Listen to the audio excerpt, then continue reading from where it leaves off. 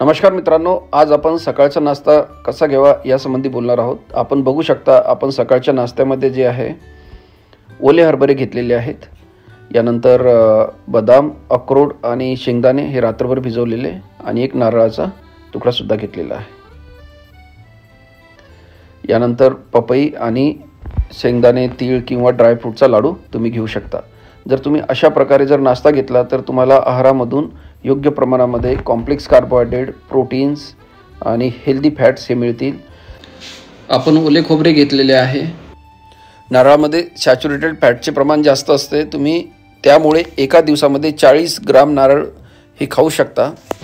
आणि जसे ओले हरभरे आहेत, यामध्ये चांगल्या प्रमाणामध्ये कॉम्प्लेक्स कार्बोहायड्रेट्स आणि प्रोटीन्स असतात, यामधून आपल्याला फायबर सुद्धा मिळते। तर अशा प्रकारचा आहार घेतला तर तुम्ही विविध आजारांपासून मुक्त राहाल। धन्यवाद।